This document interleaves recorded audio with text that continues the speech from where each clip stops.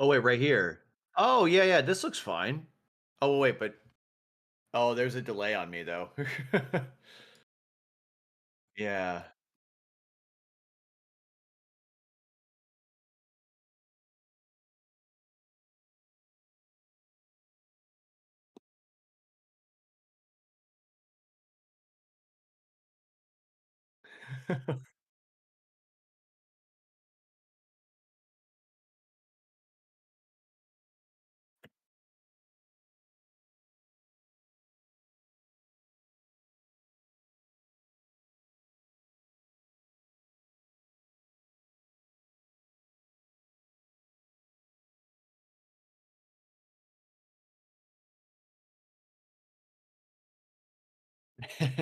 Well, there's a way to do it.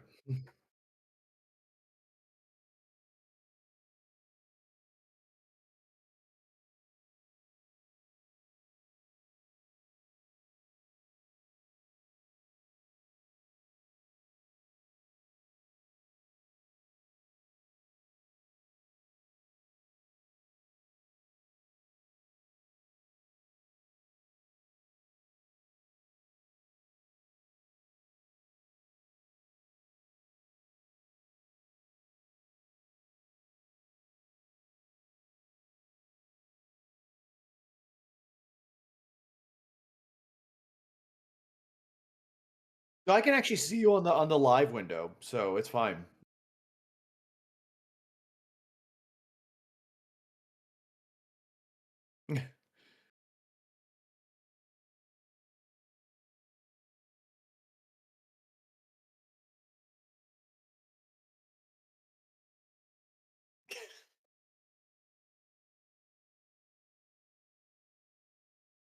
Because we kinda need it right now.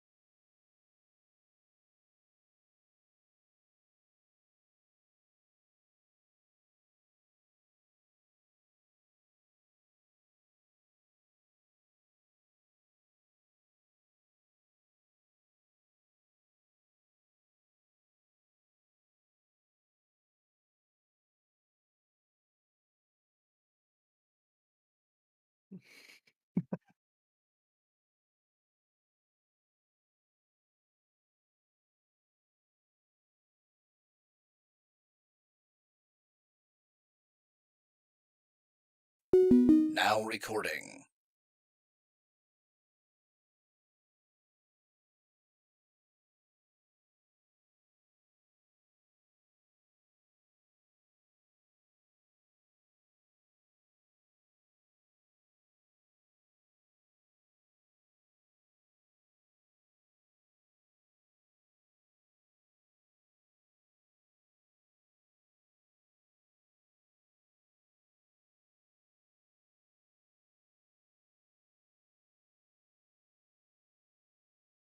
Yeah.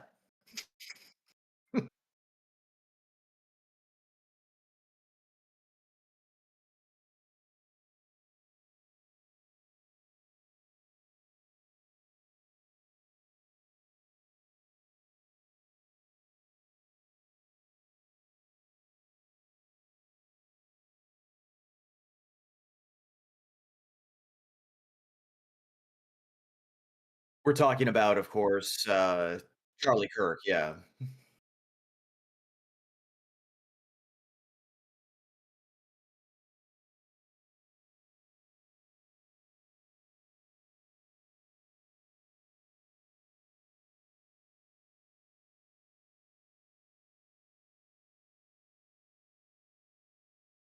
You've been on my show, I think, more than anybody else, that, in terms of, like, fellow creators, so, yeah, I think it's,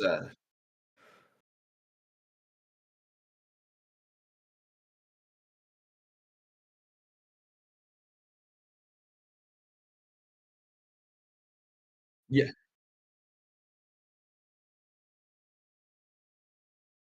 Oh, I don't think they wanna hear from me then, probably. I'm just kidding. I have nothing to say about Albania. I actually would like more Balkan listeners because I tend to talk about the Balkans quite a bit, and, I'm actually in the process of finishing up an episode that I'm finally going back to Yugoslavia history, and that's gonna be really fun, and I say that in air quotes.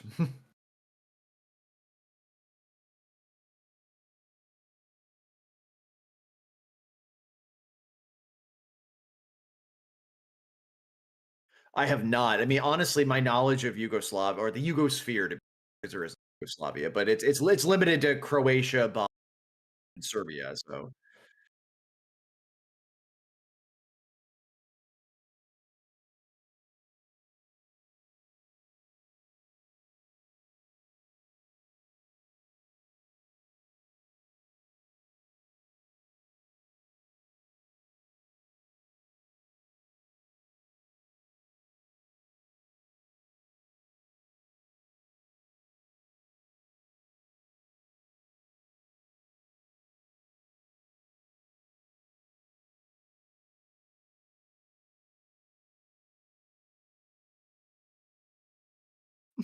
of course they do. Yeah, I was gonna say is that I don't want to be mean, but how much how much of their GDP is that?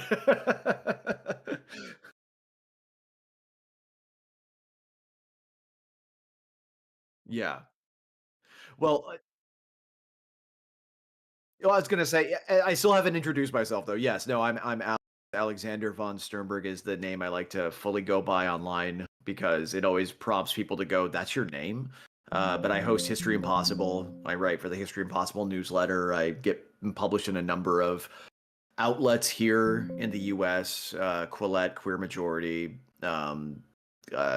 Marion West, number of other places, and I think the thing I'm honestly right now most proud of is that I can actually say that I'm very close to becoming a quote unquote real historian. I'm on my last year of right now, getting that master's. So we'll see how that goes. Um,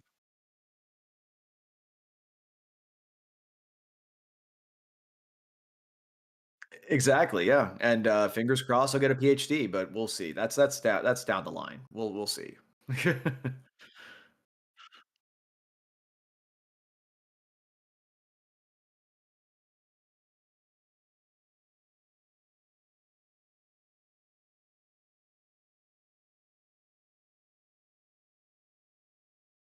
Hmm. Yeah.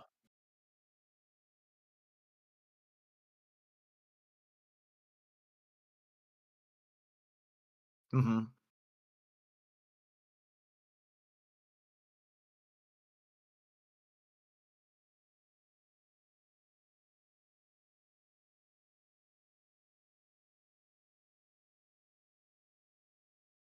I don't care. It's because I don't say what they want me to say. It's fine.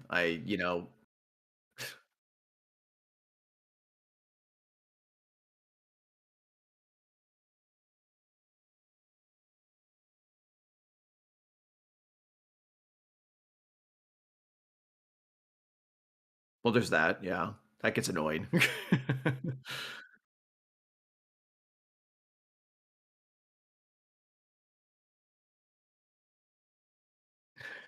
Gotta- we need. I was gonna say we got to check in with Dugan, see how he's doing. Yeah, yeah, yeah. No, no, no.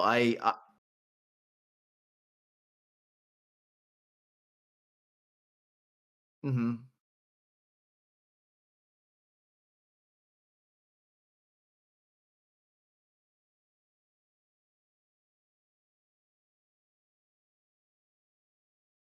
Good for him. Nice.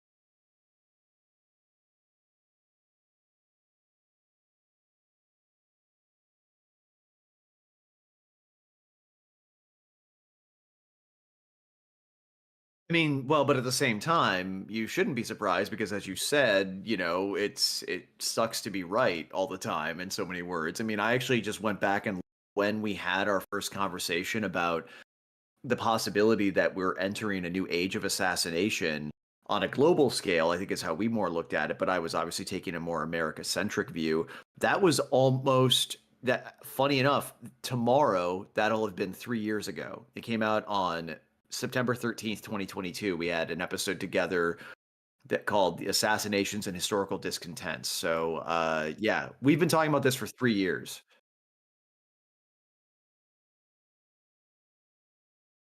Yeah, what's it at now?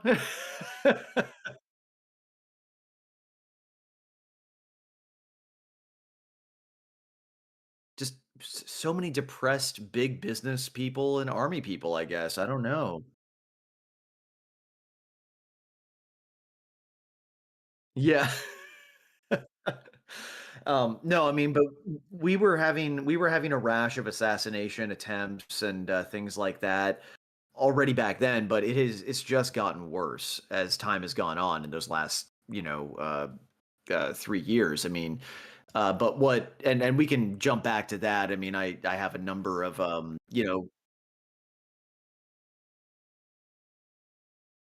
right. That was the last big one, and I think it's fair to say that there's a very bright red line between that one and this one, in terms of a lot of things, and also the attempted assassination of Donald Trump. Well, there was technically two last year, but the one that where he got his ear grazed, which I believe we did talk about. Um,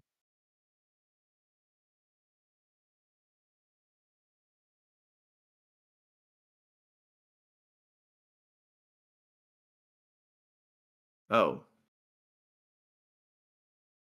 oh,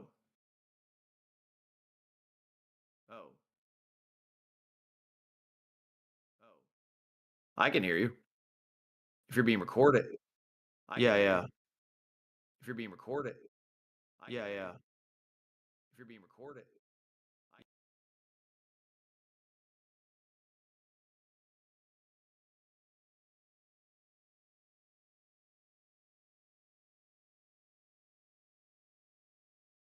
Said this.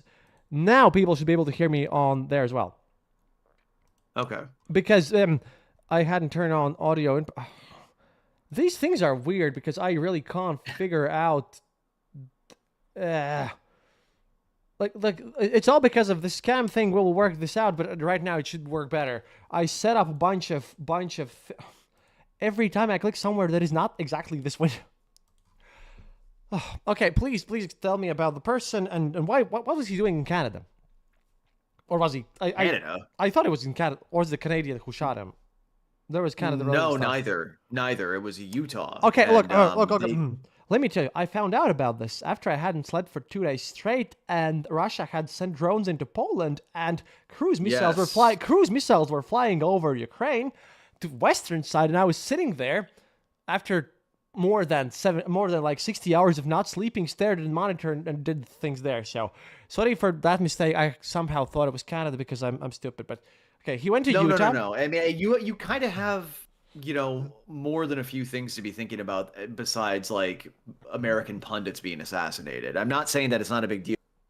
But I'm just saying that like I wouldn't expect anybody outside of America to even register this necessarily. And then when they do, and there's an Australian creator I follow who made a really good response to this, where he just kind of put it very bluntly, like, what the hell is going on with you guys? Like, we know that you guys are kind of out there. You're, he's Australian, so he's like, they have their own thing. But he was saying, like, it really hit home for me that from the outside looking in, you and I talked a little bit. We talked to our mutual friend Daniele Bolelli about it, who is American, but he's Italy.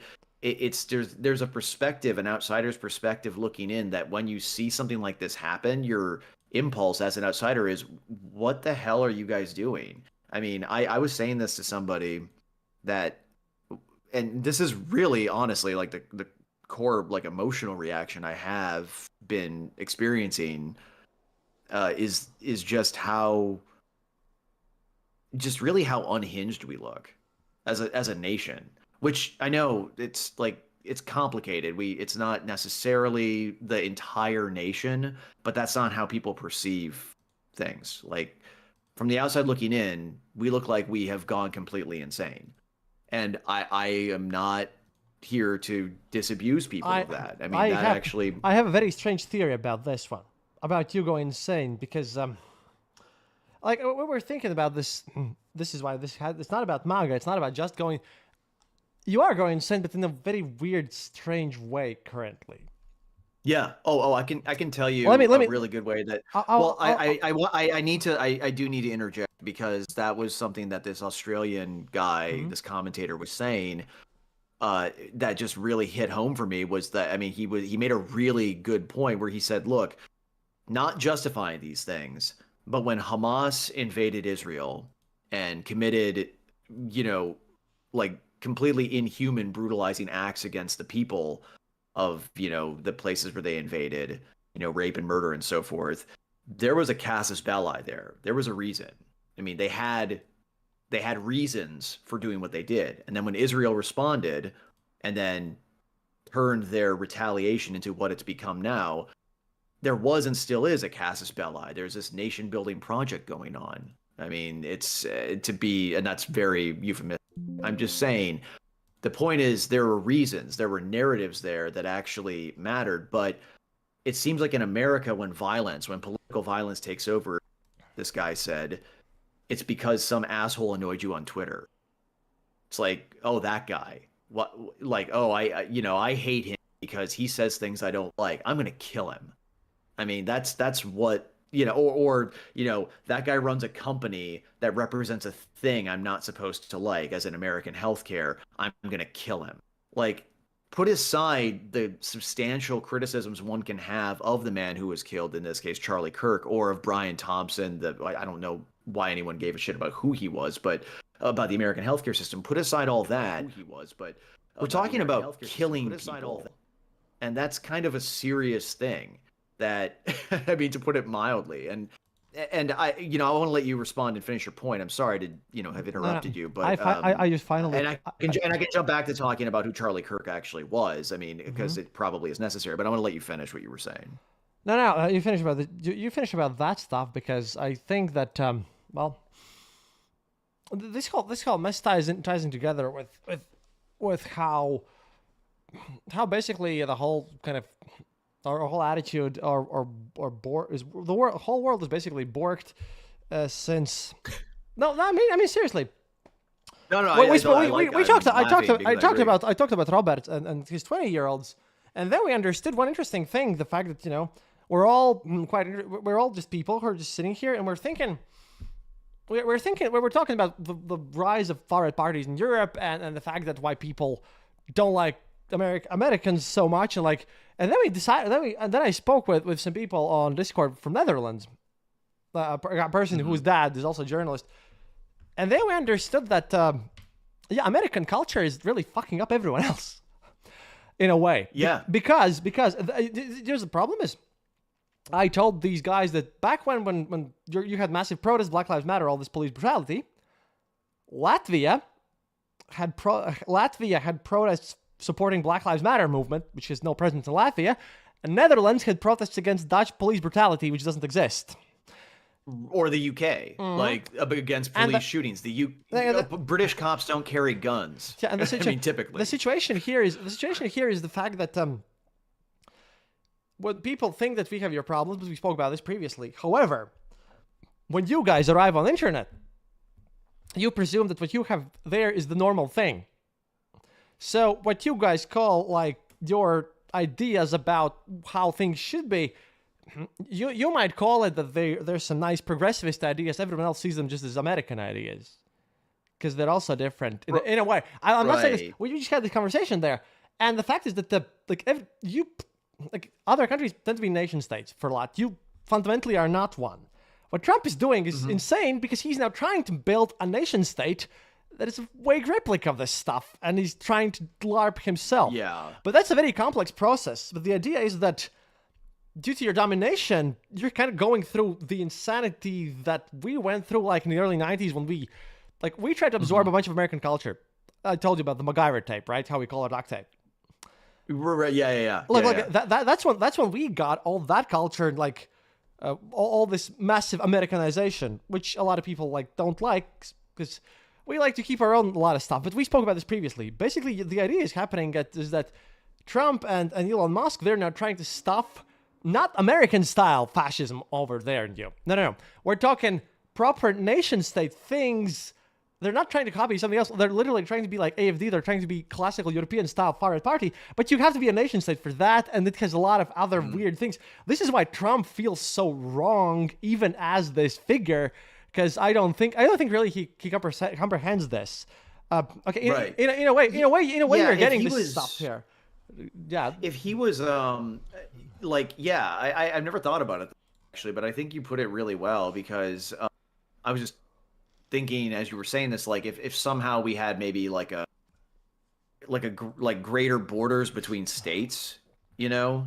Also another thing about states. Look, you guys, the big issue is that all of your states speak the same language. Basically, that's a big issue.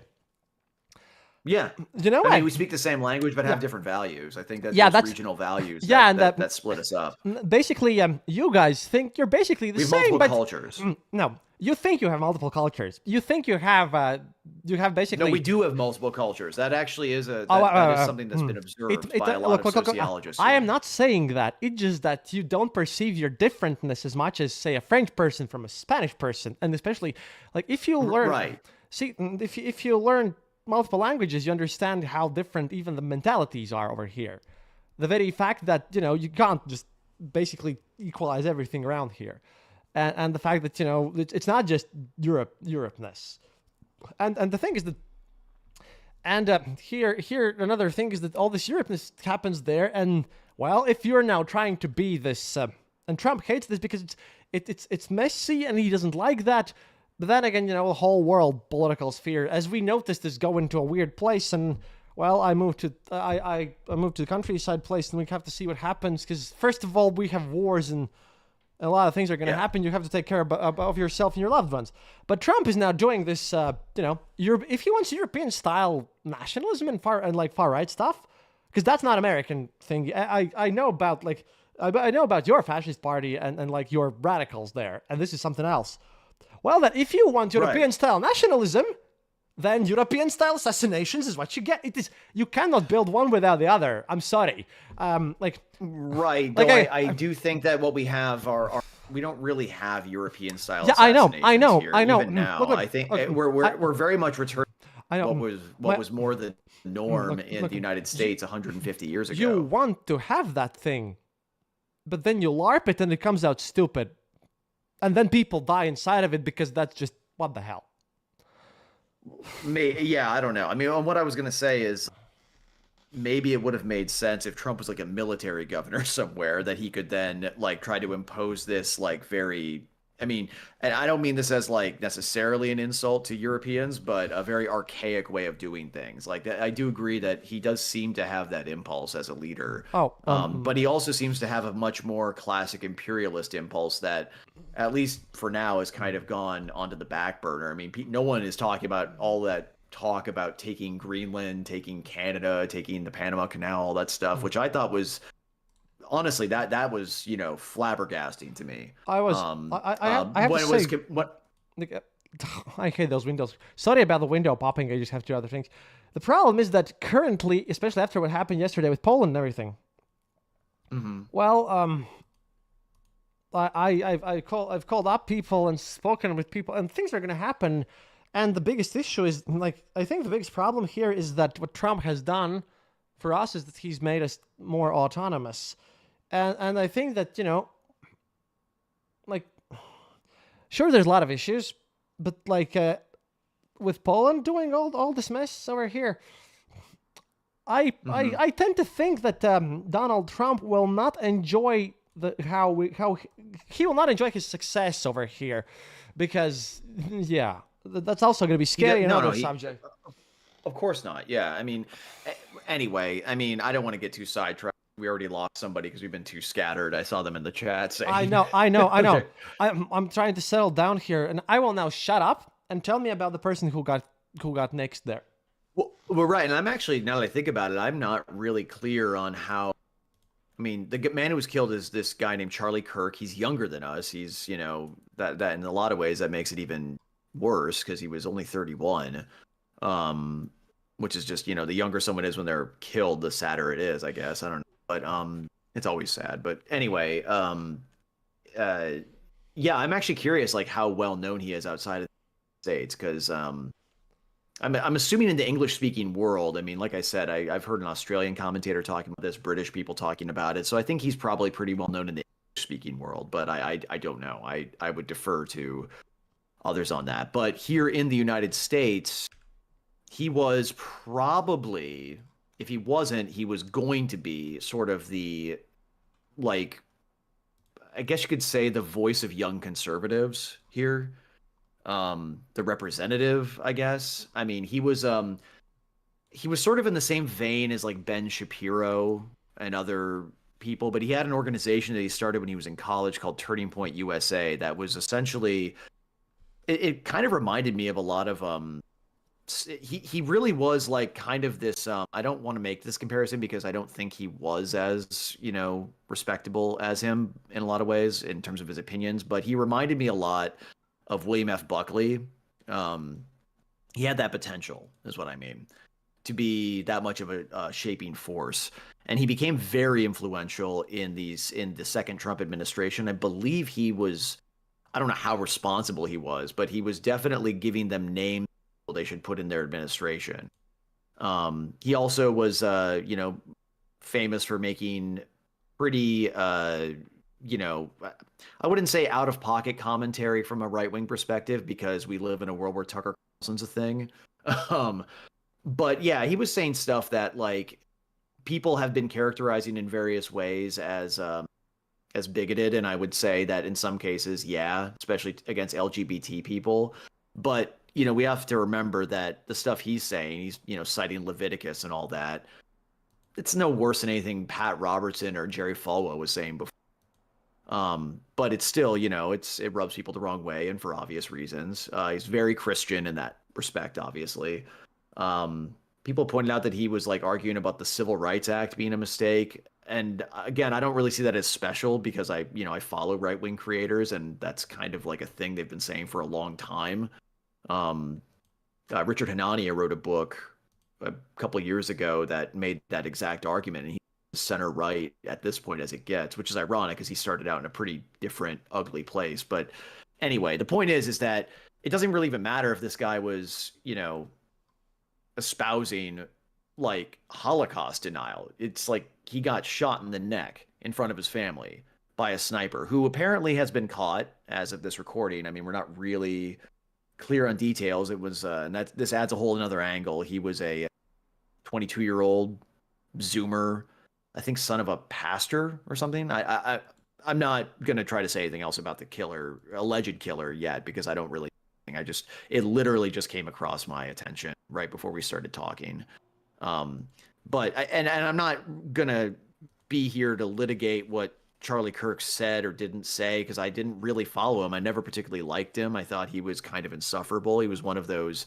This is really what he was famous for. He was one of those debate me bro types. He was like a little more civil version of Steven Crowder. He was a lot like Ben Shapiro, like I said before, where his shtick was basically making college students look stupid because he's a smarter adult. That's just like it's not my kind of content.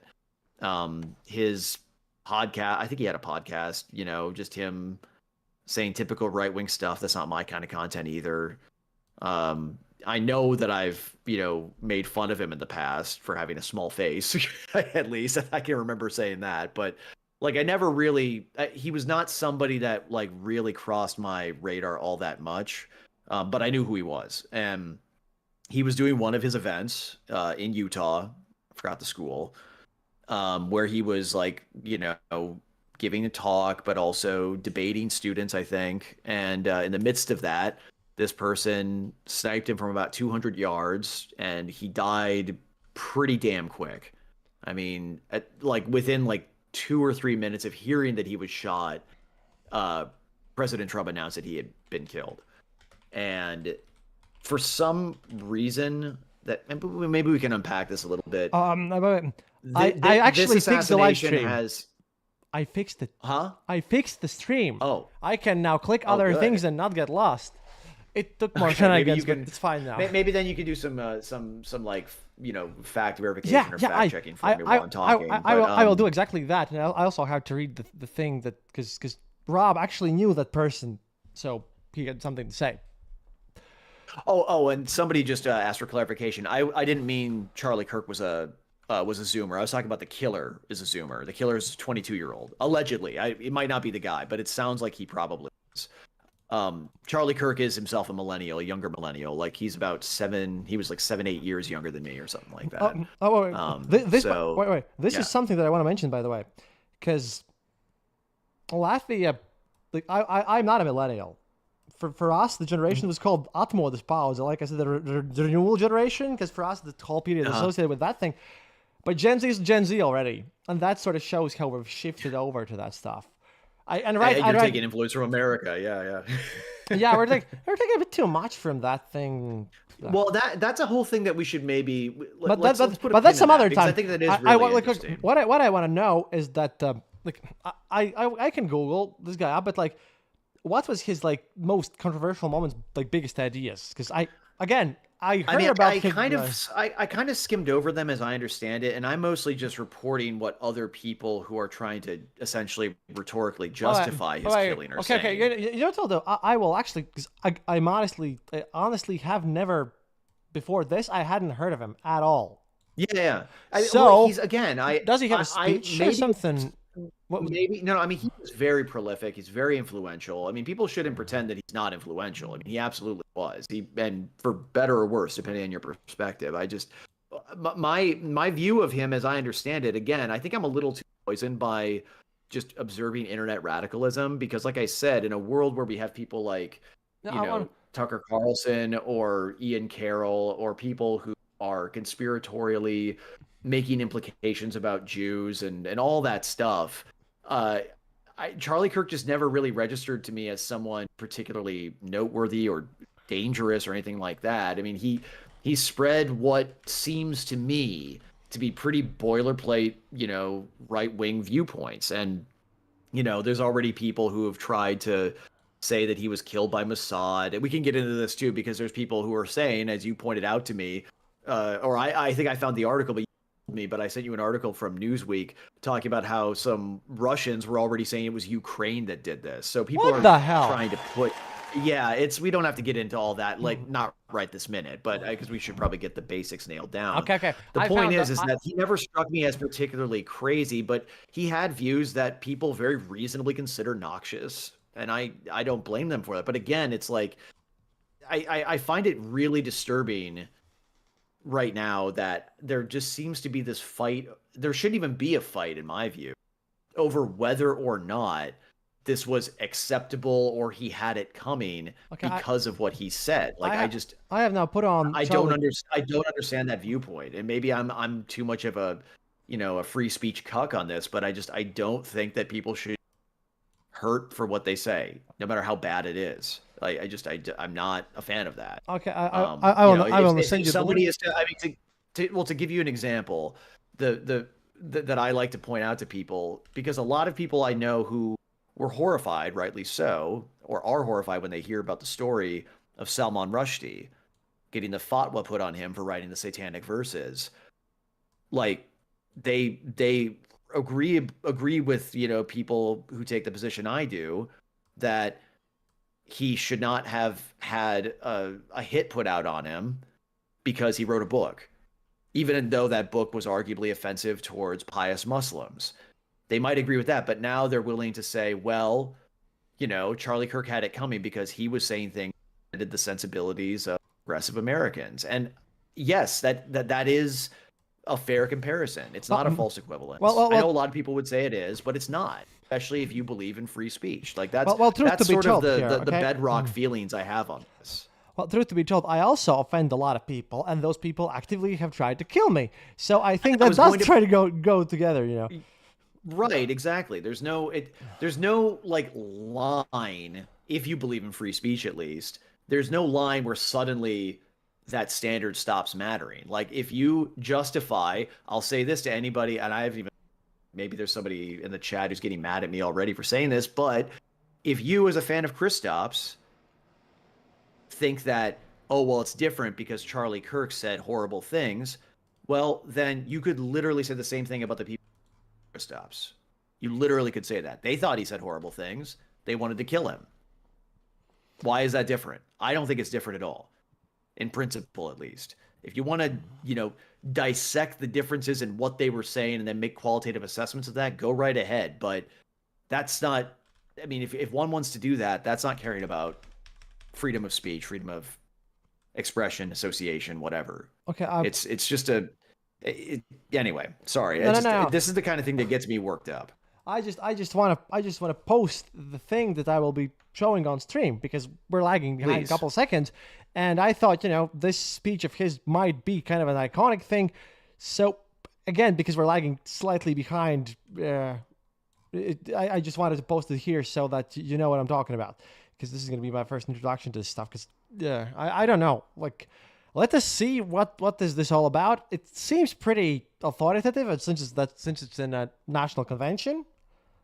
Oh yeah, it was his speech at the RNC. I still hope national conventions are taken seriously by a bit. It's not very long, so I will now listen to this, and so will everyone on the stream, and then we'll talk. Because I'm not sure if you can hear this, but it's gonna be a mess.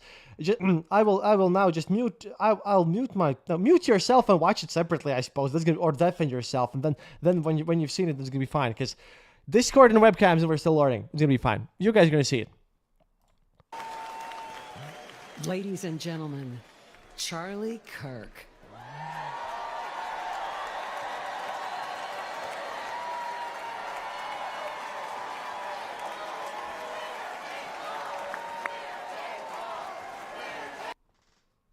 What?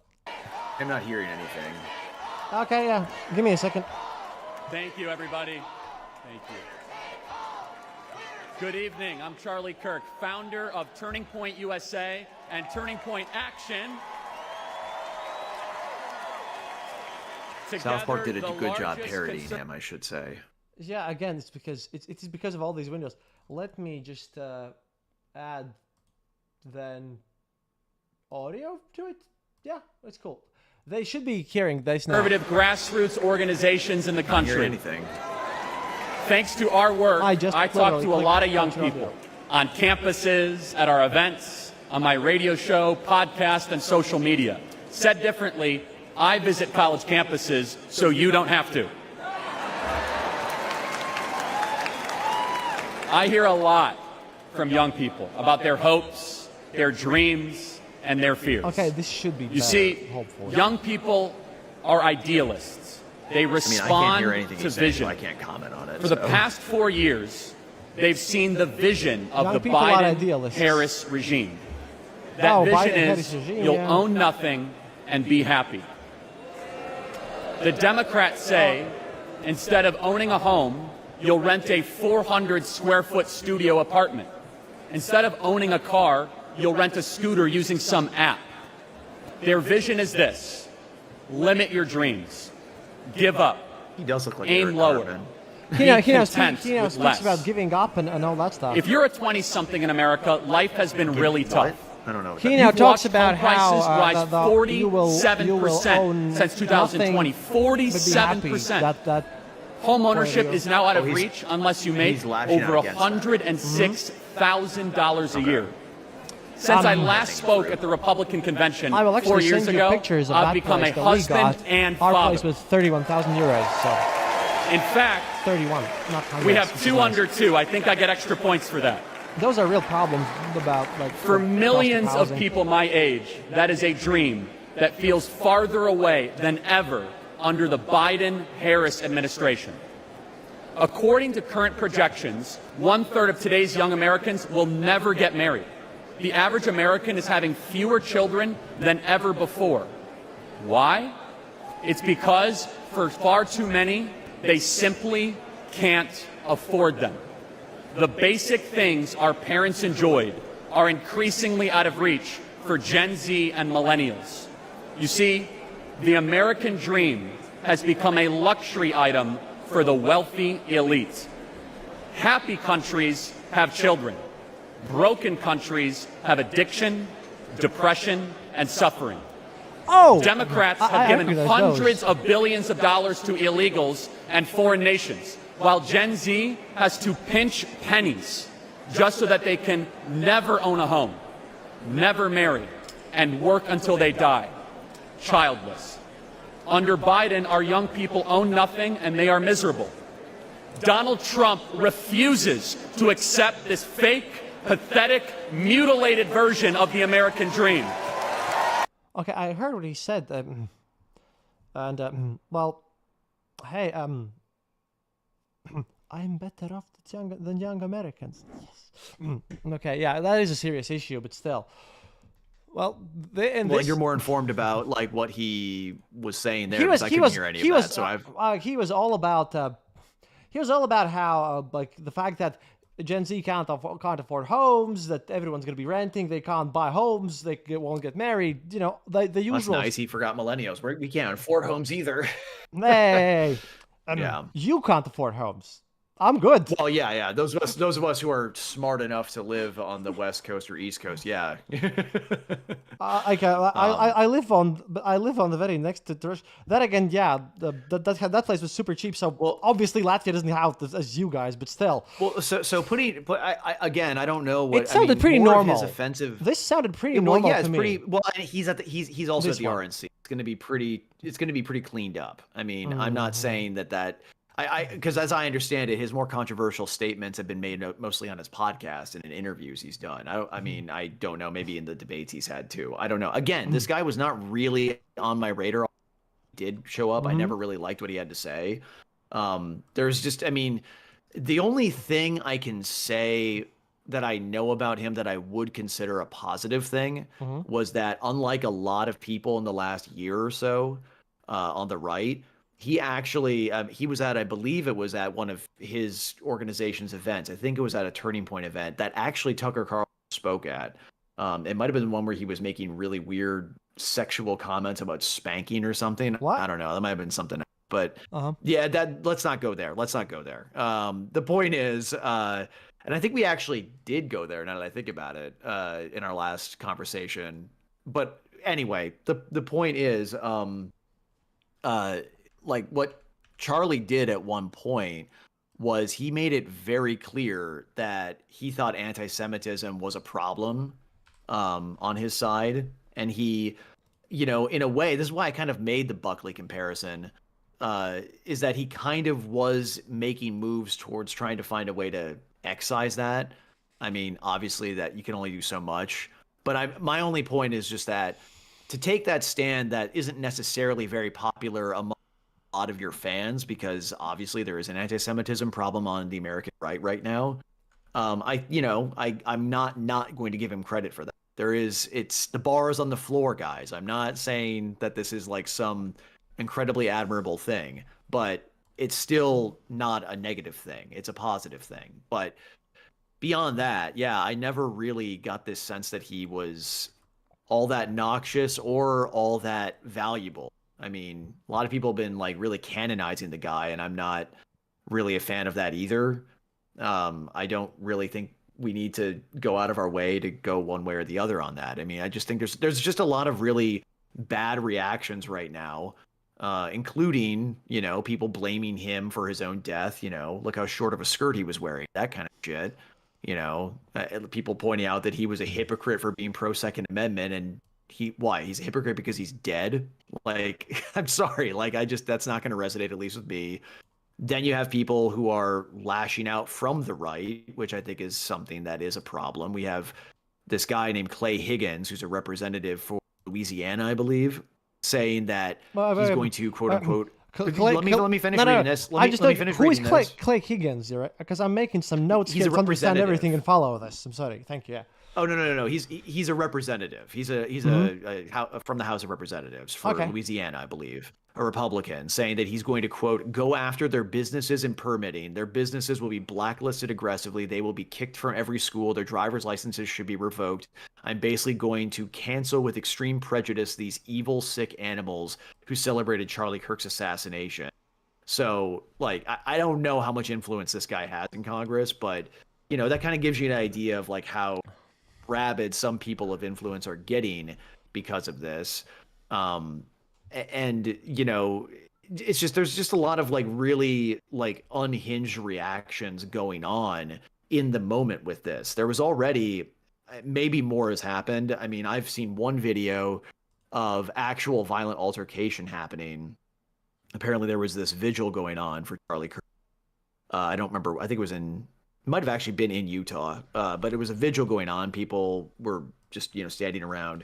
And then some guy in a scooter goes by and just yells, "Fuck Charlie Kirk." And the crowd basically exploded, chased him down, and beat the shit out of him until cops intervened. So that absolutely is concerning, to put it mildly. But yeah, I think somebody in the chat said something about how this kind of thing is very online. And I was going to say, I think that is really sort of the takeaway from this I'm noticing, is that aside from just that example I gave, I haven't really seen any real world consequences from this yet. Oh yeah, but Alex, you monitor. But it's only been 2 days. You monitor Discord chat. I'll be watching YouTube stuff. Otherwise, I'm gonna have 2 chats going on. Well, I'm way behind on that. So. No, you yeah. monitor Discord chat that's over here where we're talking, which you can see. Well, no, and the point that I'm making, and there is at least one person in the chat who's saying that like he said all these awful things, and therefore he had it coming, and that's just, I mean, I'm sorry, like you can believe that, but again, that can be applied to anybody then, including our friend Chris here, our fearless leader, because he was saying horrible things, and I'm saying that in air quotes, Kristaps. I'm not saying that literally. Look, to Vatniks, you were saying horrible things. You had it coming by that logic. One thing though is after this you have to watch Yurievich, that one fragment I sent you, because he does say horrible things very actively. That's a thing. That's a thing here. Look, I don't know him a lot at all, but this seems like, well, okay, to me. And I will read what Rob thinks here. To me, all this seems, well, obviously no one here is actually talking about this as much, except like very few people, because we have bigger issues right now. Sorry, we're like, it gets mentioned somewhere between Poland and all this stuff happening with Article 4. That's our number 1 news segment here. Once we'll get over this, like that's the big issue. But I've seen a few people blaming, like you said, weirdly enough, somehow Ukraine and politicians who are like not even like remotely close to that effort. That was a bit weird. But I'm just saying, you know what? Let's jump to that a little quick, for a little bit, because I think that I really am curious what the hell could possibly have justified quote unquote Ukraine doing this. Like I need to know that one, because he didn't. Okay, yeah, that's confusing. Well, I mean, I'm on the Newsweek article. There's probably a lot more stuff that's been said in can you send me the article? Russian language. Can you send me the article? Well, I already sent it to you on Facebook, but I can send it to you in chat. I'll just put it in chat for everybody to look at. Because put it in chat, and then I'll put it on the stream. It's So okay, I'll just read I'll read the top of this right here. Russian officials allied with Vladimir Putin have responded to the assassination of conservative activist Charlie Kirk by blaming the left and Ukraine support for political violence in the U.S. Former Russian President Dmitry Medvedev. Okay, and Kirill please, Dmitriev. please stop there. We're done. Okay.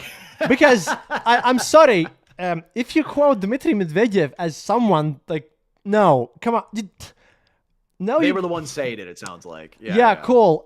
At that moment, if Medvedev says something, just yeah, cool. Well, you can stop talking. It doesn't matter. It's stupid. Obviously. Well, and that's the thing and this is something where I think it is fair to say that Charlie Kirk was a sort of a toxic voice for those of us who actually care about Ukrainian sovereignty, because he was one of those anti-NATO. He was very much an outspoken critic of Zelensky. Which, was the in vogue position to take on, the MAGA right here in the United States. And I think that in that respect, that does make him, hard to like for a lot of people. Okay, but for good reason. But that's the logic they're using. That's the logic that Medvedev and their types are using, is that, well, he was critical of Ukraine, so you killed him. I mean, that's essentially what they're implying. They also claim that the only one who benefited from all this affair with Poland and stuff also was Ukraine. So, look, they would say this all the time because that's just stupid. Also, look, Ukraine is at war with you guys, and that's interesting because if Ukraine actually did this, then that means they have agents everywhere, so they can kill politicians in other countries and the other side of the board. So why haven't they done anything inside? Okay, it's a mess. It's very obviously stupid. Oh, I mean, and Medvedev is going hard on he linked Kirk's murder to what he called, quote, a variety of left-wing liberal scum who support Banderite Kyiv. I'm sorry, if you're invoking Bandera at that point, what are you even doing? I guarantee not a single person crassly celebrating Charlie Kirk's murder knows who Stepan Bandera is.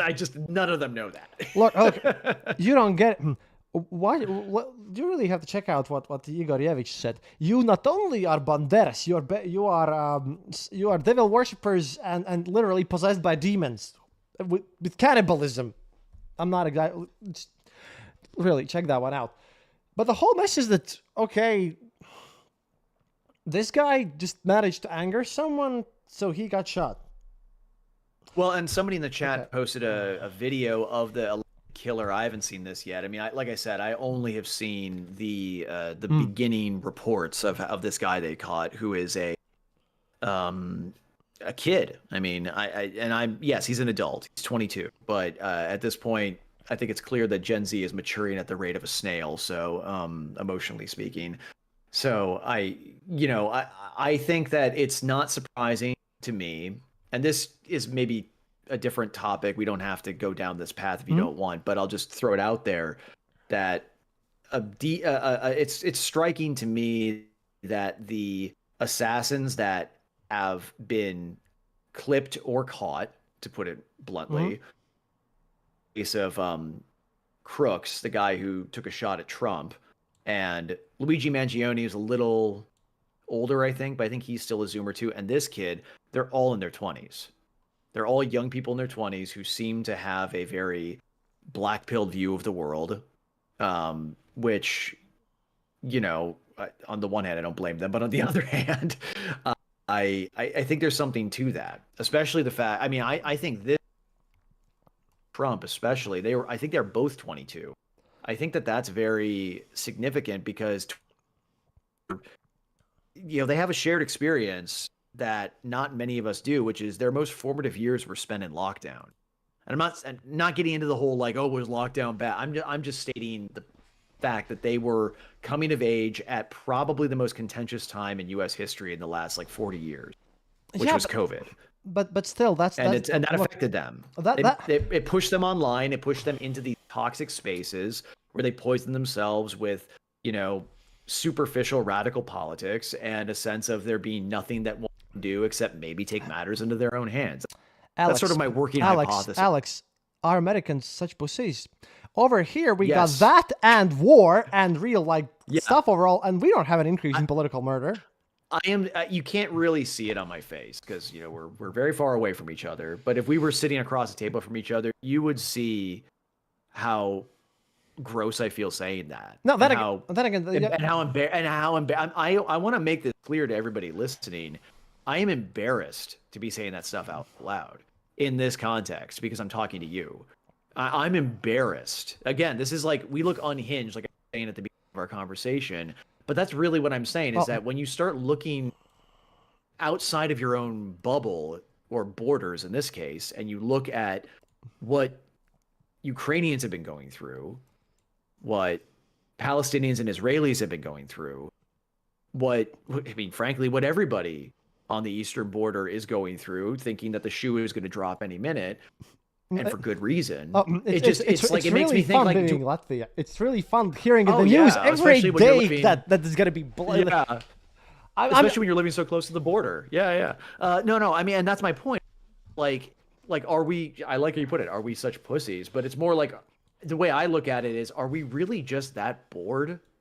I mean, I'm not saying that's a better point. I'm sorry, America, but like, it's like, well, no. I think what you said is fine because I agree. But are we so bored? I mean, are we so bored that we would? I don't know. Again, like I said, this is kind of a digression, sort of like speculative armchair psychoanalysis of these people. I do have there's a thing there. to the idea that the younger generation has some kind of rot that is that is being unaddressed. And I don't. It's much deeper than politics. I mean, this happened after and again, this was actually, well, I don't know. I actually haven't looked into this, but it's really bad how dark my home state of Minnesota got this past summer, because literally one day before I went to visit, and this ties into something that we've talked about, two people. I lost your audio, Alex. Missed. And then I think last month, I don't want to get the date wrong, we had the 1 millionth mass shooting, but this case it was at a Catholic school where small children were killed by some radical Zoomer yet again, with weird inscriptions on their clips and explosives and so forth that were just these weird references to online bullshit. I have just a statement that I want to say about Zoomers. I've been focusing on this, and I've been seeing this a lot as well, and I've been talking not just to Rob, but also 20-year-olds. And I know the harm that they're going through because a bunch of them listen to Andrew Tate and think that that's actual stoicism. Yeah. And a lot of those things. And that's one of the things why I'm starting to do things on YouTube. Because I'll be making with Rob so that 20-year-olds actually listen to me. But I have the academical degree, and also I have, suffered through war, and I know how to deal with shit. So we're making a bit of a program with Rob, with another 20-year-olds who are going to help me reach out to them, because I definitely want to address some issues like their loneliness epidemic and their so-called, complexes and all this stuff. Basically, that's what I would do. But that's going to be a later project. But I know I know this problem. Well, and I was going to say, Joe in the chat made a good point that people in Europe and Asia were also locked down in a lot of cases. Well, and to be clear, there was a clash, I think, a cultural clash between lockdown and I guess what you'd say sense of American normalcy, maybe. I don't know. I think that we, again, about things like this. But again, we also have a lot of other issues that I get the feeling don't exist in other parts of the world, or if they do, they manifest differently. Either way, I think there's something about American psychology that is different. Whatever that is. I mean, we can only speculate, honestly. I mean, until I read like, study on that. If it's even been done, I'm not going to try to speculate unless people want me to. I will probably also kind of think about this, because I think that it's kind of it's a mix between a lot of things that also affects us now. In general, it's not just Americans. Don't get me wrong here. It's just that this whole idea that basically a lot of things, I think what's in the system, a lot of things that used to work, like used to function really well culturally and like, having your job and all the stuff that the people who like want a golden age, like the typical golden age stuff, that used to work, and then it didn't, but it didn't happen randomly. It happened because it was fucked over. Like, for example, I think the system that the people built all over the place, like to you after the Great Depression, other places right after World War II, that system worked, and that was like much less brutally capitalist. That word changed. So it's again the same situation that the systems need to change themselves, and now we're like trying to fix this stuff up. It's like everyone is feeling awkward because, well, look, I know the times have changed and we live in a different era than before for multitude of reasons. Like the end of the Cold War, like post-Soviet era is done, and we can argue about how would you name it over there. To you, maybe you guys it ended in 2001 even. I don't know. But that old world has died, and we have to move ahead, and it's just messing with everyone's heads, basically, a lot. We have to figure this one out. As much as I am tempted, and I think we all have been, to suggest that 9/11, which is what you mean by 2001, of course, is the inflection point of how things really shifted. Well, for you mentally here, for us, yeah, that's what I mean. For Americans, I'm not going to rule out 9/11 as a significant thing, because it was, obviously, I think, because the downstream effects of that included the war on terror, war in Iraq, and the complete disillusionment of American involvement overseas that still exists today, and ironically animates so much of the MAGA right, despite the fact that Trump intervenes just as much, if not more, than past presidents have. But let's not go there. The point is, 9/11 did have a significant effect, but I'm wondering how much of the sort of before and after point was maybe the Great Recession of 07, 08, because of how that directly affected both millennials, for sure, especially millennials my age, who were literally just getting out of college as a job it cratered, and that completely disproved everything that we had been taught about how the world works up until that point. I was with that one. I was very lucky because, like, at that point I literally entered college. That started my 3 years of like I already didn't have money. Nobody had money. I just somehow skipped that whole process. Like I lived separately already because my weird family history. So I was dirt poor, but I didn't feel more awful than anyone else, really. We ate ramen noodles and pelmeni. So yeah. Well, let's not. I mean, I don't want to. I mean, we can keep talking about this. I no, but like I wanted to get to with you, but I'm just curious, just because I don't know this. Like, what was the Great Recession like in Latvia in particular, but the Baltics and Eastern Europe in general? Because it affected everybody, as I understand it. But like, what was your experience with that? Because obviously, I was at the epicenter. Let me ask my friend Rob, because he was really I was away from my parents, but I didn't have any savings in any sort of stock yet. Robert, the guy that I'm gonna read his response about this stuff. His dad, his family lost a lot because they could put in some savings in stock, as I recall. Yeah, here you go, Rob. Please comment in the chat what he needs to say, because I hope that he's there, because he knows better. Because it was literally my first year in college, and at that point I was more interested in literally paying attention to it. Yeah. Well, yeah. I mean, that's the thing too, is that I think a lot of people my age, in America at least, didn't really register like how much of a disruption the recession was, except for those who were trying to get jobs, or especially those who, maybe a little older than me, did get a job as soon as they got out of college, and then that job disappeared within 6 months. I mean, that's a very disorienting thing to go through.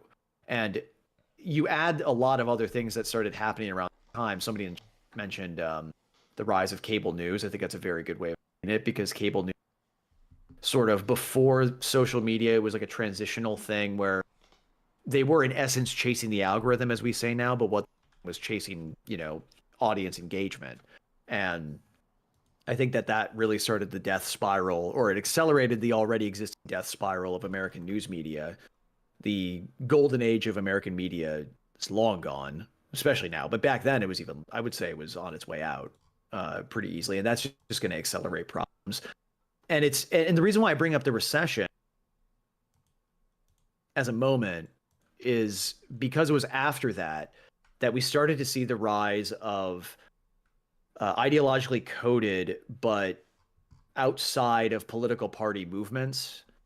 To a lesser degree, you had the Tea Party on the right, which got absorbed pretty effectively by the Republicans. And then on the left, though, I think a lot of people, I think it was much more complicated and diverse than the Tea Party was. But then you had Occupy in 2011.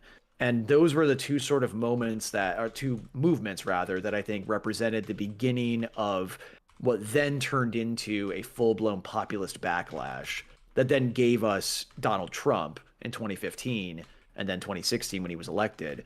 But also, I think, kind of lit a fuse that's just still been going this whole time and has, like, maybe fuse is a bad metaphor, but it's been flaring up in various ways of 10 years or so. Well, look, Rob is going to come over and talk about the biggest trauma of his Please. life and then read his own stuff. He kind of has to. He's in another room. I'll just go get him. Because, yeah, I didn't feel this as much, like I said. Right. But then he's, yeah, to the chamber. Yes. Come to mir, comrade, come. The chamber. That is how we call this location, yeah. I have a nice little side. I just like the idea of it being being like a dungeon or something like that, an interrogation chamber. You should make it look like a Soviet What do you mean make look like it? Comrade, Wait, it's just like scattered things all over the room. Is that how they interrogated people? I thought it was just a dank cell with a chair. Look, we are remember the fact that a lot of stuff has just been moved away. It used to be even more messy, but like right, it used to be more messy because then it was like more stuff here. But right now, all this is happening. Yeah. Okay, give me a second, please, because sure. Allow everyone to catch up on this stuff. I'm gonna go and pull him in because this probably doesn't happen that much here. You're gonna have fun. I'll literally just I'll drag him here and make him feel miserable. That's always fun. Nah, just joking. But it's gonna be alright.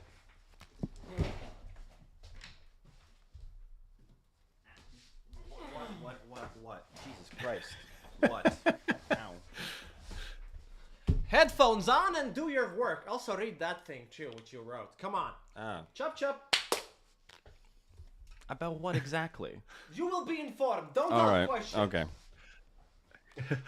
Hi, Rob. What I was asking evening. Chris earlier was, Good evening. Oh, good evening. Yes, or good afternoon for me. But yeah, I was asking what his experience was when the Great Recession hit in 2007, 2008 overseas, because obviously, like, I know what it was like here in America, and I know that it affected the world, obviously, but I'm not aware of how it affected, like, people living in Latvia or in Baltics or just honestly Eastern Europe in general. So I was and he said that you had Yes, because the 2008 financial crisis is the first thing that I remember from my childhood, basically. Okay. I was at the time I was about 4, I think. Yeah, 4 years old or something like that. Oh, so it was making like me feel old here.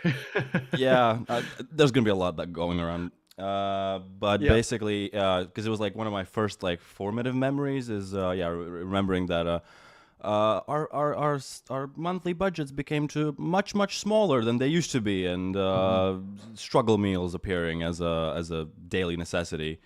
And my mother, who was she had me very young she was like 22, and she didn't have a higher education.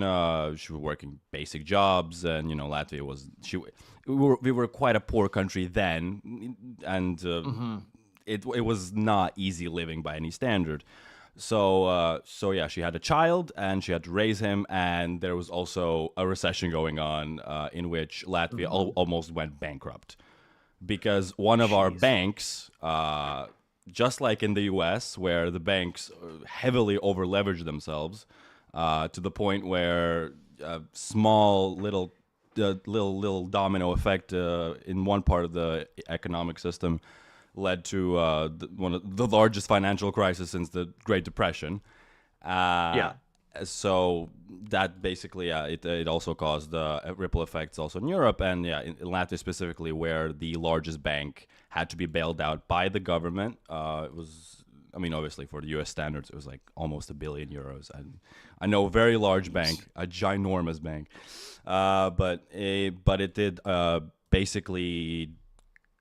All of our foreign currency reserves were emptied, and the only reason we didn't go bankrupt, was because there was a IMF package set up very soon after that, and basically a bailout. Basically, the government was bailed out, and we had similar to Greece, but definitely not to the extent. Because Right. we were willing to cut our public services. We were willing to cut everything. Aim your sound here, please. Okay, I can do that. Thank you. Well, I was gonna say there. It sounds familiar, honestly. I mean, though Yeah. the bailouts that happened here it was less of the government wasn't getting bailed out. The government was bailing out banks and companies, specifically auto manufacturers. Like I said, banks. And that was obviously very controversial at the time, remains controversial to this day. I am not an economist, so I can't speculate whether it was a good or bad idea. I've heard compelling arguments on both counts with that. Well, that's the funny thing about Latvia, because the Baltics countries were so young that because of the state of finances during the Great Recession. It meant that nobody was willing to give us loans. So countries like the US, the UK, you could get loans and you could patch up the holes in your budgets and do all that. We couldn't, because nobody would lend us any money, which was the reason we almost went bankrupt, because we had a giant deficit from 2008 to 2009. And on top of that, the bank bailout, it quite literally dried up our finances, and the only lender left was just the IMF, with horrible, terrible things that need to be done for that loan to be approved. Yeah, but that Right, we're yeah. used to that stuff. These things Yeah, are- yeah, of course. We're used to also being poor, so that's fine. Also, I was gonna say, this is the guy that I'm gonna be doing the thing, trying to help the 20-year-olds and do something good for them, making content here. So, this is Rob. Yes, hello. If you decide to punch him, use only left arm. Right arm too strong. He does not deserve right arm. Punch only with left arm. Fine, good. What a piece of lovely advice. Yeah. Yeah, I mean that does sound well, and on the personal level, that sounds insane. I mean, I knew people had it rough here, but I don't think I knew anybody who had literally have, as you called it, struggle meals. I don't think we had that. Yes. Maybe in some places we did, but I not that I ever White bread with mayo. personally. It was white bread with mayo, exactly. Yes, that was one of them. Oh my That God. was one of them. That sounds like we had that in the Great Depression. We cabbage soup was a big thing Yeah. that my older family members had to go through.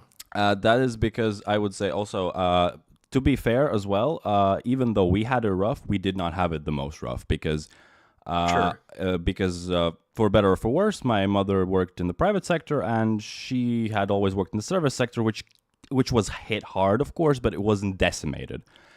Right. If you were a public employee, but in any government job, teacher, a doctor, a nurse, basically anything in the public service, salaries got cut 30-40% in 1 year, because we had to make the budget have a not go into the minus, and we used extreme cuts in everything across the board. Also remember that look, we are the size of Belgium and Netherlands combined, but our population is 2 million people. 52% forest, and everyone from the Soviet era has someone in the country. He grows potatoes. He has like a farm thing. So we haven't lost that idea. For us, it's kind of like, oh well, gonna go to grandma, work harder. This time, this year, actually grow potato, not only something like tomatoes or such.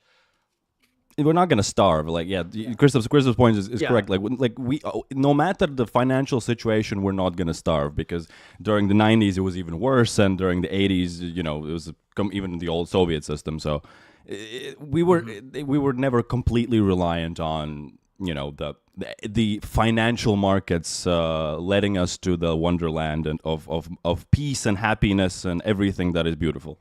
Also, food prices here are, in general, quite expensive. By the way, I can congratulate you. Today, Big Mac combo and McDonald's cost €9. It finally hit €9, which is $10.56 for us. Yeah. Also, our median salary I think it's more expensive here. €1,500, which is like, compare that to the prices. Also, our rent prices, like the apartment that I'm here in, which is €450 plus bills. Like, our rent prices are way lower. Oh wait, that should have. Every time this comes up in our conversation, so mad. We can buy stuff locally as well. Oh wait, what? What does matter? No, I think the best part is yes, our Big Mac combo costs around $10.56 USD, but our minimum wage is €740 a month. I think that is a much better way to see how much an average person earns, and we also have quite a large disparity between people in the city because we only have one real city. But, on any normal scale, we have people who live in Riga who earn good wage. Comrade? Yes. That. Yes. But you do not say such. He wants to protect the Latvian honor. Looks I'm sorry. forever, okay, yeah? I'm from The truth Eastern hurts. Europe, okay, I have to. That's my. Well, home I was now. gonna say, I mean, you're talking about something that I get the feeling probably is pretty. I won't say universal. It's definitely something to relate to, though, where there is a giant wealth gap between those living in, in general, but in living in cities versus living in rural areas. But it's not as simple, I think, as a lot of people have been pointing out, because a lot of blue collar jobs in this country actually paying. Truck drivers get paid very well, all things considered, for example. So we have a very different concept of, I guess you could say working class versus, the blue collar class, the office class. I don't know. It's a very interesting dynamic to have here.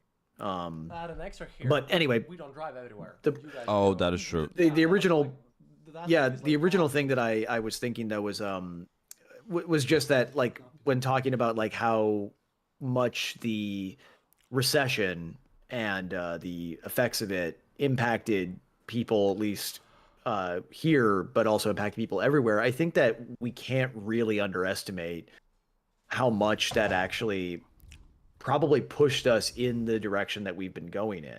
Oh, definitely, almost Europe especially. I think with the US, I mean, because of your relative strength of your economy at all times, you have a very strong domestic market, which we just don't have. So our recovery is always slower. It's always takes twice or three times as long, and we are way more affected by global markets shifting one way or the other, and. In some ways, a lot of the things that happened during the 2010s, which is Brexit, the Syrian crisis, the migrant crisis, rise of far right parties all across Europe, breakdowns of 4 years of war, the 4 years of war, and several other things, which has led to the European Union, the European Commission becoming now a crisis center at 24/7. Almost similar to how the White House used to be, handling 50,000 problems at once and doing the best they can, while not even having the powers that the national government has. It all kind of comes back to 2008, because 2008, the hit that the European economies took, and the hit that our workforce, our just our general wealth. That people, like, for example, the people who were already at that time retiring. Maybe because these from 2008, I'm gonna pick one. Oh yeah, all right, yes. The people who were already retiring by that point weren't hit that hard. I would say, like, German pensioners were fine. They had their wealth from all their years of working, and they were perfectly fine, just coasting off to the. Going all across Europe and spending their hard-earned money on I vacations. almost wanted to make a joke about. I wanted to make a joke about them. Their pensions were very nice and stable from stolen Jewish art. Yes. That's Well, not fair. That's not. But- it's fair because it's funny. That's why I Yeah, caused it. exactly. Well, and it probably did happen in a couple of cases. Let's not pretend otherwise. In fact, I Let's- think there was a story recently about a stolen Jewish painting turning up at like an auction in Argentina. I'm not going to say where because I don't remember where, but there was like something about that, and I was like, For are legal we really re- still dealing For with legal reasons, all of this is allegedly. that? Allegedly, exactly. Yes, unlike Yeah. Kristaps, I will cover all my legal bases. Exactly. Exactly. Yeah. But the people who got the hit, I think, most hard were the people who had just, which I think is in a sense a similarity between the U.S. and Europe is the millennials. Here, I guess less because yes, as Kristaps can say more because he technically would count as a millennial in the U.S. Even though you know he just. The 90s in Latvia were not this peaceful, nice time where we had a very boring government and everything was beautiful and it was the end of history and all was well. So that was not the. So that's why the equivalence doesn't really work there. I just gotta throw this out there. I feel really bad for Francis Fukuyama, but he did that to himself using that term. I mean, he dug his hole and now he has to lie in it. I'm sorry. Right. He made such a big bet. End of history. He did. He did with that phrase, and people have said, well, he didn't actually mean that. He did say the phrase, okay? Let's just stop. And he has also walked it back a fair bit, if I remember right, in his later writing, because clearly he was wrong. Yeah, he was. Yeah. He was. I mean, it's just not a good idea to look at the world in terms of mega ideologies like liberal capitalism versus Soviet communism. It was never that simple to begin with. Oh, for sure. And I think that was, but I think if you're raised throughout the 20th century, starting at the end of World War II, that really is what the world looks like. And there were people for a while saying that the new dynamic, and this is something that Fukuyama's sort of, I guess you could call him like a colleague, but also sort of a different viewpoint. Samuel Huntington was the one saying things about how it's now it's going to be Western style democratic capitalism versus jihadist Islamism, which I think I see why he said that and why he thought that, but it was a complete misfire. He didn't realize that was an incarnation of something much bigger, and I think it's what we're going through right now, which is just generally the rise of anti-Western populism. And that could be European, it could be American. It doesn't really matter from. I mean, I think we see it. I mean, we kind of talked about this, Kristaps and I, when we were a big group of us were doing a sort of like hate watch or hate react to the meeting at the White House between Zelensky and JD Vance and Donald Trump. I think you look at JD Vance, he's an example of an anti-Western populist, but just who happens to be American. Yeah. I would include Trump in that, but I don't think Trump. I think of him as he's non-ideological. He just attaches his card to whatever. He is. That's how I perceive him. He is. But okay. I had another thing I had to mention before I please bring back the host of this goddamn podcast back. So I wrote a little thing about regarding the assassination. Because I saw a lot of things online and they did not please me in any way. So I just posted this on the server, and I think this is as a comprehensive view of political violence as I've personally put out there. So I'll read it out and give your thoughts. Please, I'm looking forward to it. So, from my perspective, most certainly driven and shaped by the fact I do not live in the U.S., is the initial emotional reaction, post-initial thoughtful emotional reaction. So, the first one without really thoughts, just emotional neurons firing. The second one with a little bit of thought, at least a minute, an hour, perhaps of some mulling over. And then the last, obviously, the long-term consequences. As I see it, he led a life built at least partially on lies, using rhetoric to demonize people and groups of people who in many cases were and still are the most vulnerable in non-large city America. Again, I think that's... I wrote it in extremely polite language. I didn't use any overtly emotional terms or swear words. That was for normies. These are comrades of the Eastern Border. Well, Fucking let it go. Dude. All right. Well, then nonetheless, but basically, point is, I still recognize him for what he was. Like, just because he was assassinated doesn't change for what he was. People die all the time. I didn't like him before. I didn't like him now. That fact of life hasn't changed. Thus, my initial reaction was after wow, because it's an assassination. It's shocking. It was mainly joyful and positive, as I did not associate him with anything that is positive. After which, thinking for longer than a few minutes, a sense of empathy and slight sorrow for his family and loved ones who were not responsible for what he did during his life.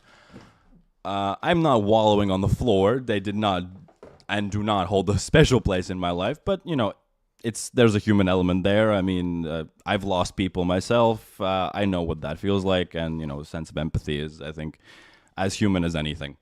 And yeah, his wife, his children, his other family. Again, they are not responsible for what he did during his life. So I feel perfectly fine, feeling a little sad for what, that they lost a significant part of their lives.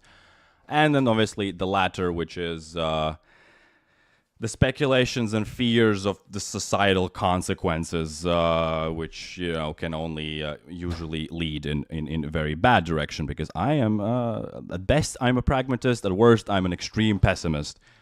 So I did not see this whole situation in a positive light at all. And our next project is to motivate 20-year-olds. Yes.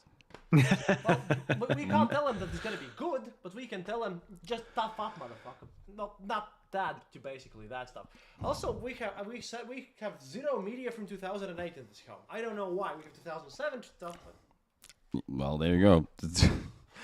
2008, the lost year. Yeah. Unless you had more. I was going to say. Yes. There's the last paragraph, please, and then that's it. So I felt it was important to write this little paragraph.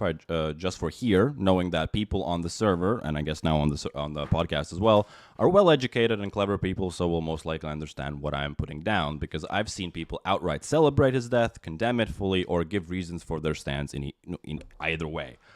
That was at the time. Since then, a lot of people have backed down and sort of done the whole middle ground and not celebrating. Things have changed in the last 48 to 72 hours, I should say. But nonetheless, I think the point still stands, which is very little had been painted in more than one color, which I think disregards my own, and I can only guess at least a few others people's emotions and the reactions on their end.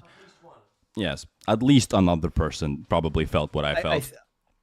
I think some people are forcing themselves to feel glee about this more than they actually do, because I think in some cases they did feel legitimate glee after it happened, because they, as you said, it's an emotional reaction. It's haha, and then when the reality of what just sank in at a human level hit them, they were faced with a choice of either admitting they did something callous or said something rude and essentially were just being assholes, or they can double down and try to justify what they said. Because honestly, it's easier to double down, especially on the internet. I think, but I think that's the thing which again I will soon expand on is there's a third way. Not the third way labor or social democratic movements.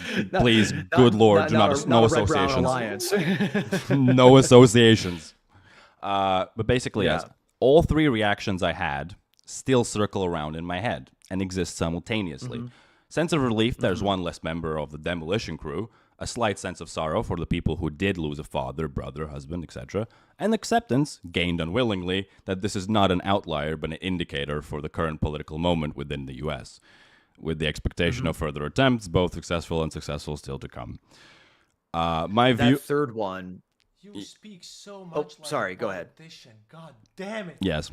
You make me sick. Is this the youth of today? I was about to give you the Well, I medal just want to of say that Oscar third for thing you this pointed out, work that's where my Please brain has do. mostly been at. That's why I wanted to talk to Kristaps yes. about I'm this, gonna have to sit because down and it's as you said, it's like it feels like a new norm has been established or has been revealed, and of what we're gonna see later. But you had more. I want to let you finish. Yes.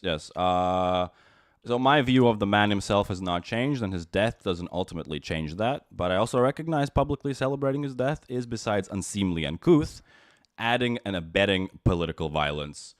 Because no matter how he carried himself, nonetheless, it is quite notable and public figure in the sphere of politics, and perhaps would be best putting aside one's personal emotions towards the person by not triumphing the death of a political opponent and not solidifying a path which the current historical circumstances are only happy to help cultivate. I would celebrate the death of Margaret Simonyan and Victor and Solovyov. We are at war with them. As far as It's I know, a little different. As far as I know, the U.S. is officially our ally. I hope it stays that way. I do not want to be on the other side of the American guns. No one does, and for good reason. Yes. This is our future diplomat corps. I can feel Please, it. Future PM. Please keep sending the money. Please keep sending the checks. Thank you. And the Rob, I thought that was the best analysis that I've actually heard. I think maybe Kristaps is right. You're a future politician, future PM in that respect. I actively choose to work in the diplomatic corps instead.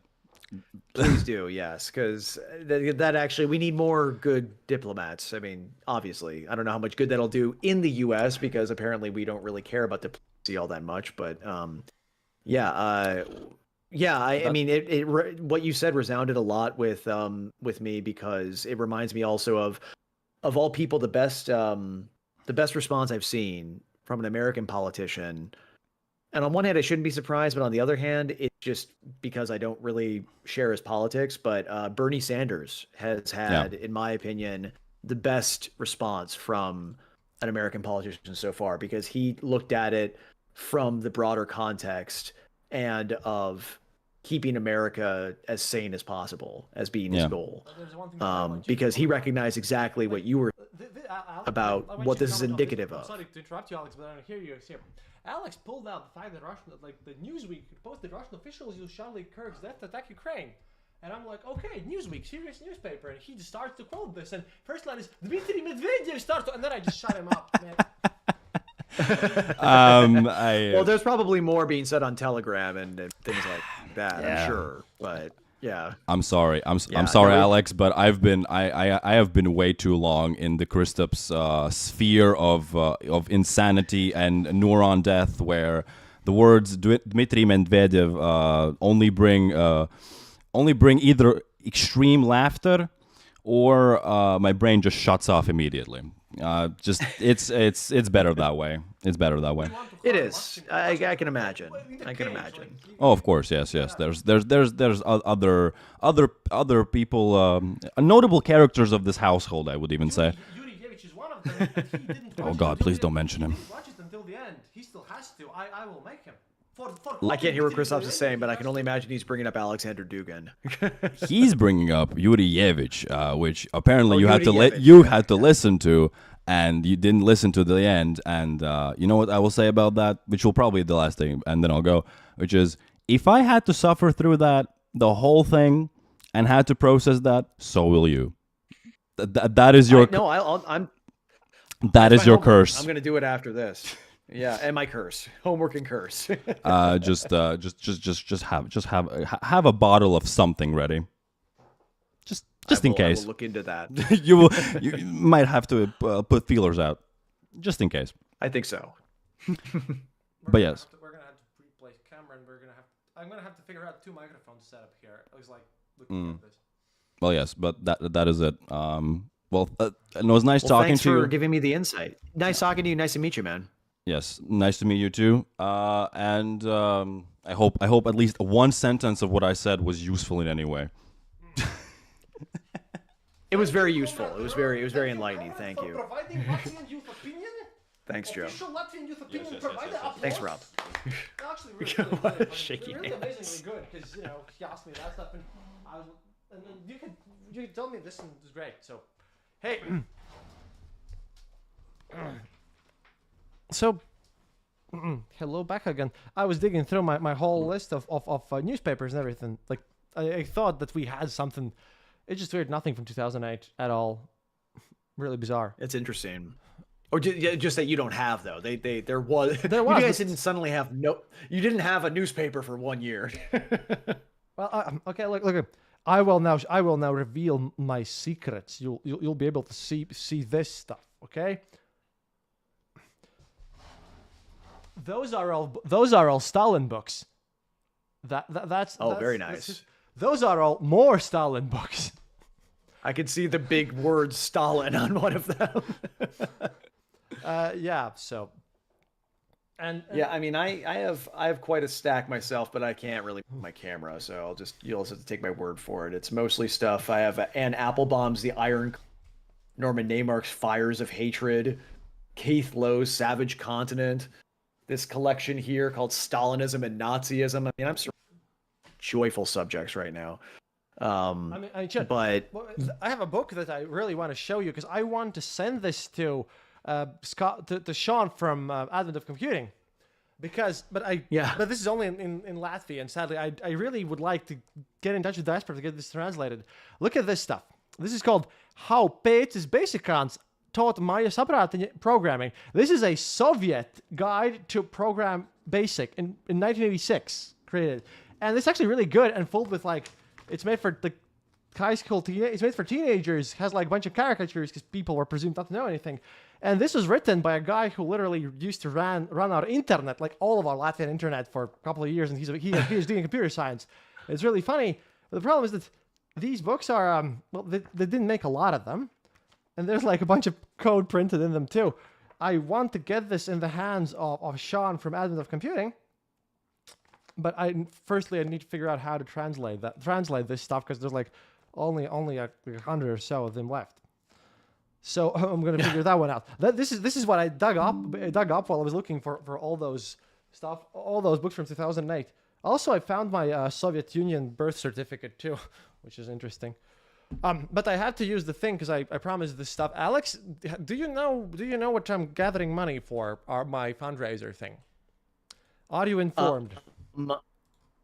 I think you might have mentioned it, but please remind me. Okay, I will. I sent you the link. See, we're doing. I was contacted by a bunch of people who help Ukrainians get their armored cars, and we're working with Car for Ukraine Volunteering Initiative to get. We started out a bit small. We have 5,500 euros to raise.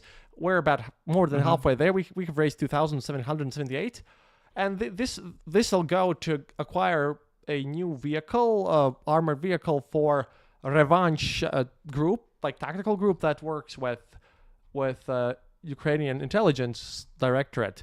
I have mentioned them a lot, but this is a real chance to actually do something useful. And they also, of course, recorded the message on YouTube for Eastern Board listeners. So that's also something that you should check out.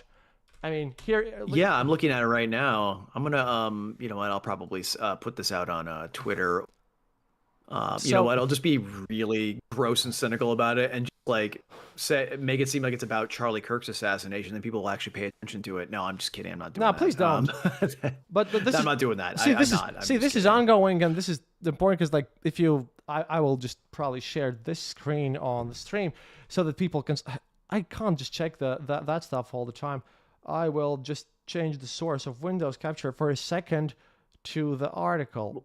No, wait, I can just do in another. In the quick meantime, you do that. I'm going to take a quick bathroom break, and then we'll continue this. Yeah, because we can do this. I got a break while Rob was there. Okay, I have to move this. I have to maybe move this some. I'm still trying to figure this one out. Actually, I'm just gonna add the source and do it that way. Because then I can put it. Yeah, this is what we're doing. They wanted to this is my first time working with these people. They have all the documentation and everything. They have About Us section where you can read all the people who get the cars, you can contact them, you get cool prizes. I think as this is my first time working with them, I wasn't supposed to be assigned 5,500 euros, but 2 people just quit at the last moment. So me and this lady was stuck there for this. So it would be really nice if you guys would help us out. And well, I have mentioned them a lot of times. It's an urgent thing, and well, it's a chance to do some real help. In total they're gathering 110,000 for the whole unit, for the whole squad. For these guys are doing this. It just makes me nervous and bit kicks back all the bad memories. But yeah, I mean, we can do this. We're like more than halfway through. It's not that bad. It would be really nice because seeing all this stuff that's happening here and maybe doing something useful to help ending the war, that'd be nice. And these guys, actually, we can reach them out. We can reach out to them. They're responsive. They're responsible. And yeah, if you listen to my last episode, you know I had to answer a lot of silly, stupid emails from very callous people as well. But yeah, while we're waiting for Alex, I hope that... No, I'm right back. I'm back. No, I hope that, yeah, that was Rob. I hope that you've enjoyed Rob here. Well, he's very much an Eastern Border person, and well, we're gonna be trying to do something good for 20-year-olds, because I am sadly no longer a 20-year-old, or maybe beneficial. I don't know.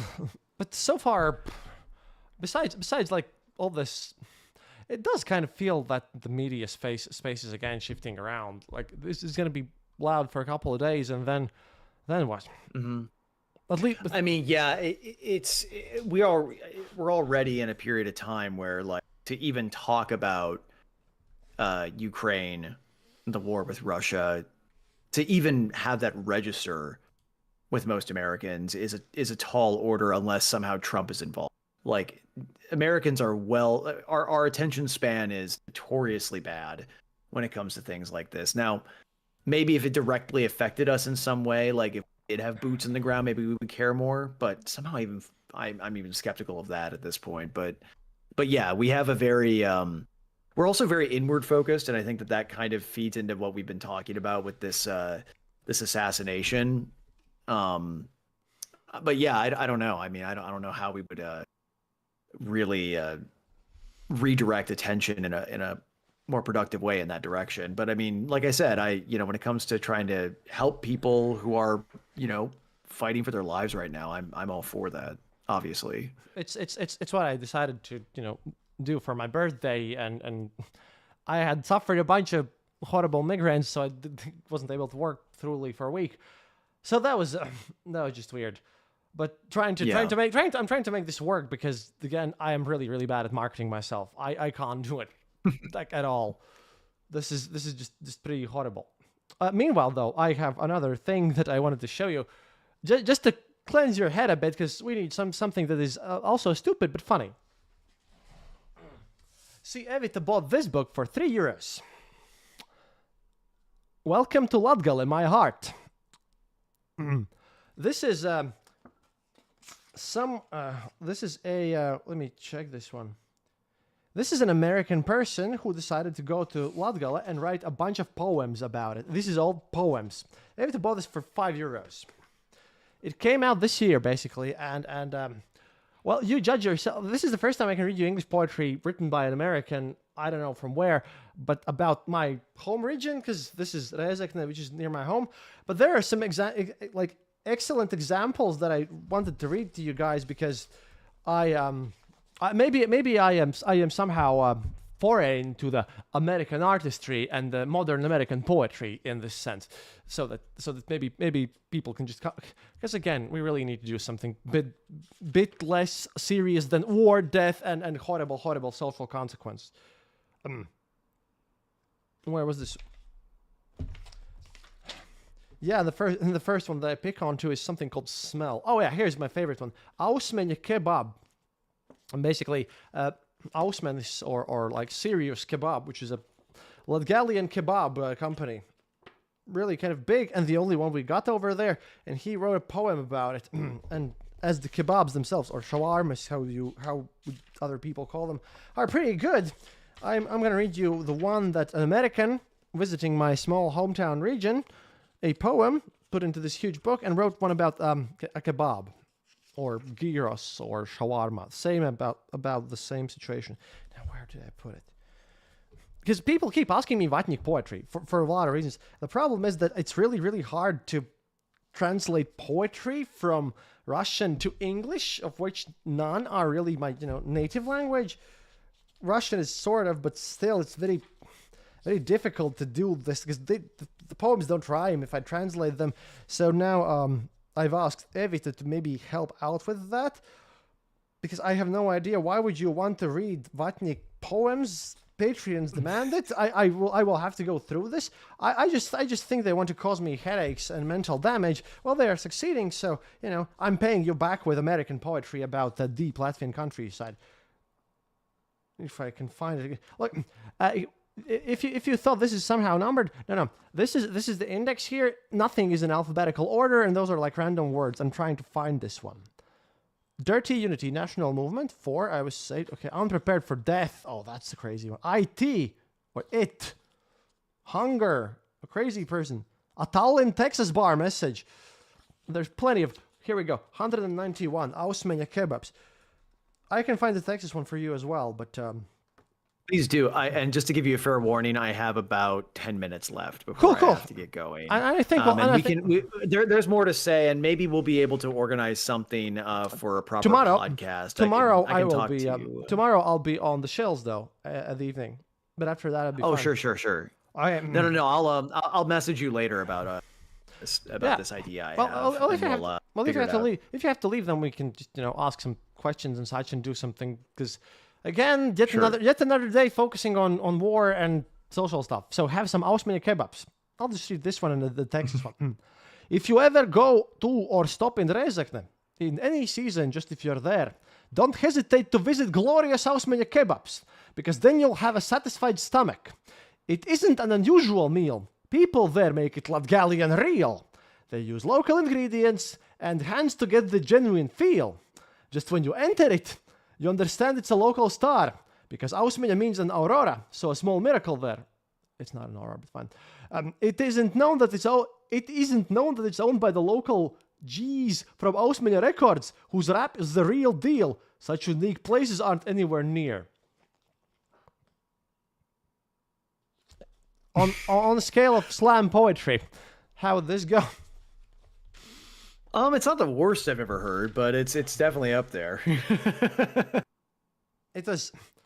Yeah, I mean, if this would have cost me more, I would be sad. But for €3, this is a perfect book. Yeah, I was gonna say that's like what, like $4? Approximately, because I haven't read them all. So there's a Tallinn, Texas bar message, 151. I owe you that much, guys. But yeah, once you get time, you watch Yurievich until you watch that thing until the end, and then, comrade, after you will have done screaming and drinking your booze, then just call me up and then we can discuss this. A Tallinn, Texas bar message. Simple things simply matter in life. Good old country music with a heart. A pure smile in a waitress' eyes. A cold rusty beer in a pint glass. A romantic candle shining on my hand when I'm writing my modest lines. Sometimes we need to work hard to bring these beautiful moments to our lives. We don't have 9 lives as cats. Try to enjoy life to the fullest before we die. Of course, it's laughing. There's death in there. I don't want to end on a sad rhyme, so I'll add some advice to make you shine. If you help others, you'll have the greatest time. No lie. I gotta say, I did like the descriptor of saying a rusty beer in a pint glass. That's a very good way of describing a beer. A rusty taste. I like it. But yeah, romantic views of the United States are not really going to resonate with me now, as much as I do really believe in a lot of values. Supposedly. And then there's final one, because in this one, this is called Whiskey, and he explains Latvia in this one. So you tell me. Whiskey. Latvia is like whiskey in a grey and dusty barrel. For those who don't like whiskey, they omit this far land. Those who are afraid to taste it usually don't come back. For those who love the whiskey, they find the finest. The grey and dusty barrel discourage many, but those who open and taste it find the glory. You can see the color as on the pompous flag, then you can smell the tenderness of wood. After the first sip you experience the smooth consistence of honey, followed by the fresh kick made by the water from the crystal lakes, and then the sensation ends with the historical harshness. You can't really explain it, you must taste it, but then you'll love it unconditionally. Same as me. Cheers. Well, we are I think he literally likes whiskey. Trying. I am not sure if I should feel happy about this. Then again, that it is what it is. It's probably very real. Yeah. But yeah, but yeah, if you have to run, then I think we're gonna wrap it up tonight. Sure. Yeah. I am gonna send this to Annette because you know what? I have to say thank you because getting Rob out here to actually talk about something, he's way more introverted than I am. So getting him to speak about this stuff, it's really important, and I think it adds a perspective. Of course, it's going to be trimmed down, but this is definitely going to be sent on it and published too, because I don't know when I'll get him next time out there. But about all the other mess. Yeah, well, we've spoken about political violence before, and there's more to say, and look maybe look, we can comrade, next tune time in for a special conversation at a future time because I have a couple ideas. Of course, because since I discovered this whole thing, it also helps my brain cells because normally I would be sitting here typing my script on the monitor where you are at right now. I would have like Vatnik News and all this horrible stuff from the war nonstop, and I figured it's easier for me to just listen to this stuff and process everything, you know, when you just have someone to talk to. It's also really helps out, and I hope that's going to be working out there, and I hope that you guys at least find it interesting. And also, what's the time? I have all this stuff over here. Now I have this. Evita is going to murder me, but it's gonna be fine. Oh yeah, but nice to talk to you. And always, as always, just if you have an idea that you want to talk to me, either making a podcast with proper recordings or just hang out and chat, please let me know. Either way, I will. And yeah, if you're going to be streaming sometime soon, I might drop in and just at least watch, if not join in. If you need someone to help take a load off. I hope so, and I really like all of you guys. I will now actually be checking all the chats and making sure all the documents are there. And well, I'll send the audio of this to Annette and hear what she says, and then I hope to release episode on Monday. Actually, nicely scripted one, and I hope that you actually like them, the new format and everything. Okay, до свидания, товарищи. I've been enjoying them. And as always, remember, happiness is mandatory. До свидания, friends. Yay! we actually done a pretty good stream. And let me know. Yeah, that was. I mean, aside from the hiccups at the beginning. Again, it is what it is. We've seen worse. We've seen worse. Yeah, I'll send you a message on Facebook with the idea